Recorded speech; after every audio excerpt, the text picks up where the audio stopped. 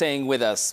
Heavy gunfire between the Congolese army and the M23 rebels has continued in South Kivu province, Eastern Democratic Republic of Congo, as fresh fighting between the government and the rebels escalated, barely a week after the ceasefire deal between the DRC and Rwanda.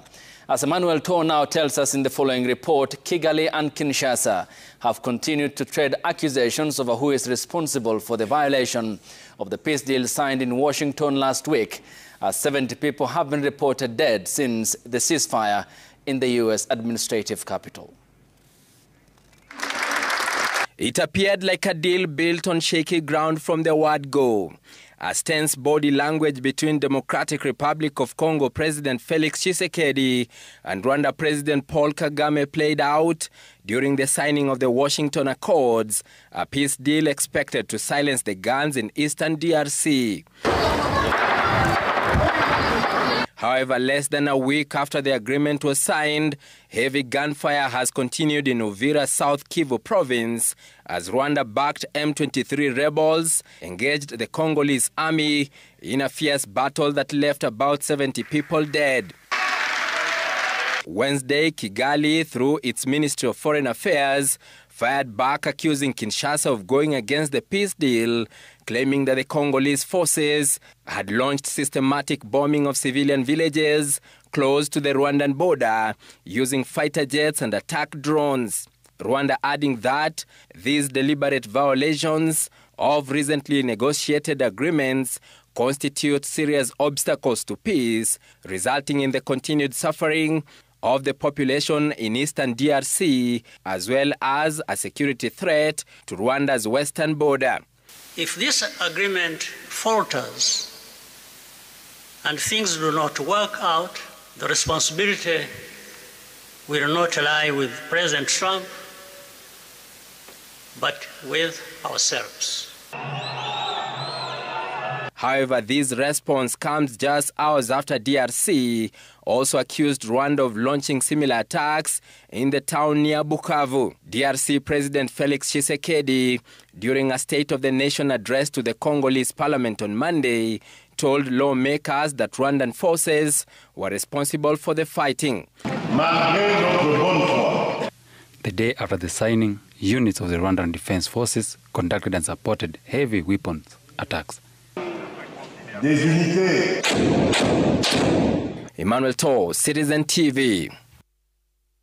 A good point to start the bench, is it? A perfect point, yeah. Especially with Professor Pierre Lumumba, yeah. The continental man. He's all over the map. Yeah. You know, from Accra to Addis, yeah. From Joburg to you name it. He's always all over the continent. So he's an expert, especially that story with the DRC. Very interesting. Prof, very interesting. Good to see you. Good to see you. Your second coming. Yeah,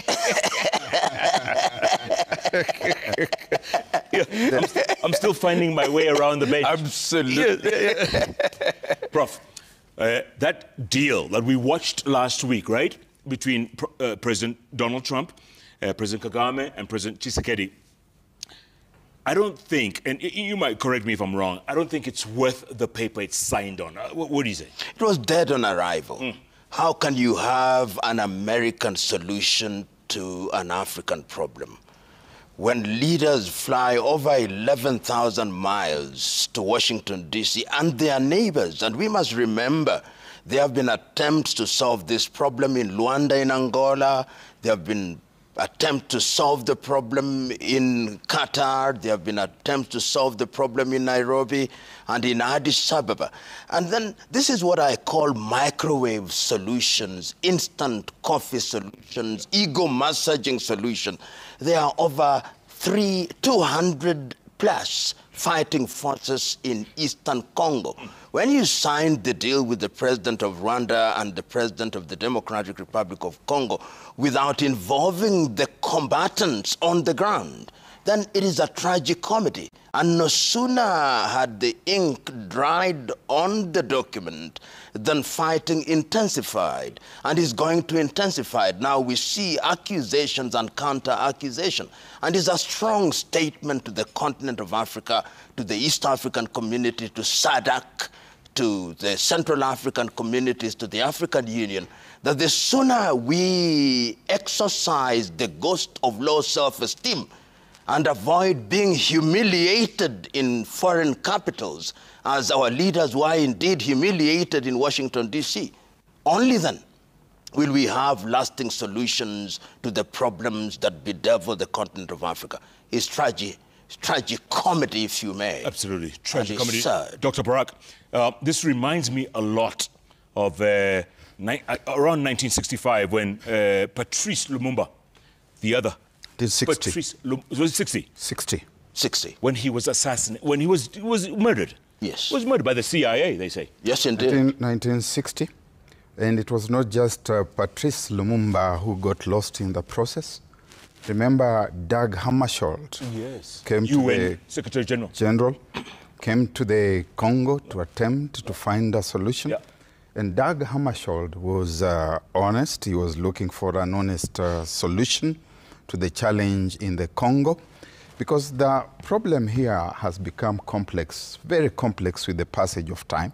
Initially, it was purely about foreign interests in the resources in the Congo, and which we are aware goes back to the 19th century with King Leopold II of Belgium, who was the chief architect of the partition of Africa, reserved for himself a whole state, while other European powers were annexing territory in Africa under the flags of their countries. Leopold II had a whole country. Look at the whole Congo, the whole of Congo, the biggest country on the continent. 500 times bigger than Belgium. It belonged to an individual, the Congo Free State. It was about the resources. And after, of course, Leopold II had misruled and the European community got embarrassed about what was happening, handed over to Belgium, eventually getting independence in the fullness of time. Then the CIA are interested in the resources. To say nothing about the people who are mutilated, the hands chopped off, the limbs 15 million.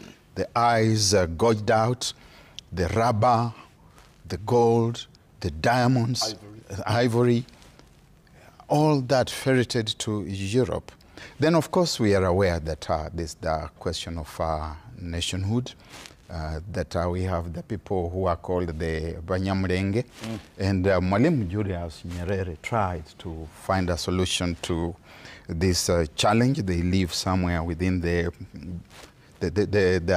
western side of Rwanda. The Rwandese see them as citizens of the DRC. The DRC see them as the citizens of Rwanda. And within that complication, of course, there arises the problem of M23. Yeah. But there is a much more fundamental problem.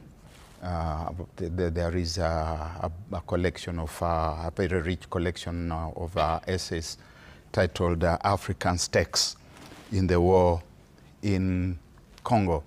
And it speaks to just one thing which bedevils the continent of Africa today: greed. It's greed within the palaces and the state houses of the continent of Africa. If you go to DRC, it is actually meaningless, as Professor says here, for Kagame and Tshisekedi to purport to sign an agreement. They have not gotten down to the fundamentals. What are the interests of Kenya in the Congo? What are the interests of Zimbabwe in the Congo? What are the interests of Uganda in the Congo? Where are all these sovereigns who are in charge of these countries? And we saw that President Joseph Kabila came to Kenya a few years ago to find out about his gold. His missing gold. His missing gold. We know also of other people who shall remain nameless for the time being, running into trouble with the Arabs because they had gotten into false deals about gold from the Congo. So it's a very complex issue. It involves regional governments and individuals within those governments. It involves other foreign interests. We have read from time to time about aircraft crashing in the Congo forest, and it's all about the wealth there and the greed that informs power in Africa. Prof, are we our worst enemy, Africans? We are our worst enemies. There is a sense in which Africans have failed to resolve their problems. And the Congo problem is emblematic of our monumental failure. But are they interested in solving it? This perhaps is the question that we want to interrogate. Yep. If you look at the East African community, one of the things that one would have thought that within the context of the East African community, in our desire to ensure that the free movement of people, we trade, we would resolve that problem. And the Democratic Republic of Congo happens to be a member of the SADC, which is the South Africa. One would have thought that SADC would equally be interested. Both Rwanda and the Democratic Republic of Congo also belong to the Central Africa. Rwanda has since withdrawn. And we are all part of the African Union claiming under Agenda 2063 and Africa Continental Free Trade Area that we want to create a united Africa. That is the rhetoric.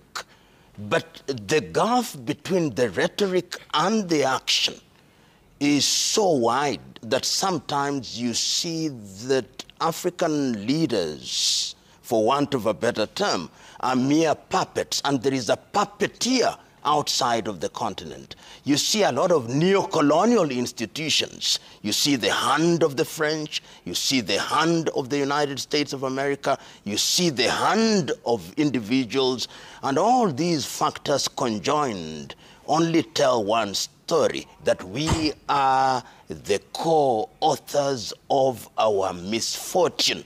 The tragedy is that the population is kept in the most profound ignorance. And as Dr. Muluka said, greed.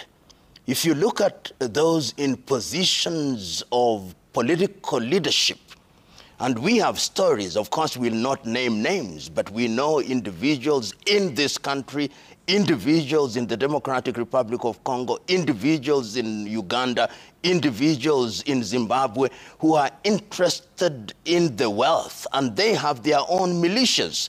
And that is why when President Trump and President Kagame and Tshisekedi and other heads of state from Africa sit in Washington, D.C., purporting to be signing a peace deal, and these individuals are not involved, you can predict without the gift of Jewish foresight that the deal is dead on arrival. And we have been vindicated, some of us who are skeptics. So it is time to go back to the drawing board. It's time for Africa to ask very difficult and fundamental questions. For how long are we going to be manipulated? For how long is our greed going to lead us in this path? For how long are we going to do things that are inimical to our well-being? Which then justifies your question, are they interested in solving the problem? Perhaps conflict is also a business. Perhaps people love it. Conflict is a business, absolutely. Professor P.L.O. Lumumba, Dr. Barack Muluka, it's so good to be back and listen to some big brains. Big brains. That's what we have on the show today, folks. Big brains. And there's a lot to talk about. When you come back, let's bring it down to Kenya. Let's break it down. 2 days to go before our 62nd year of independence. Indeed. Jamhuri Day. Indeed. 67, yeah. 62nd. 62nd. Yeah. 62nd. Yeah. We're going to talk about the health deal in the U.S. Talk about by-elections. Talk about politics. Let's do it all. What do you say? Keep tweeting at Kenanga Jeff, at Susan TV Kenya, the hashtag JKL Live. JKL Live takes a break. business news, and then back to the bench. In a moment.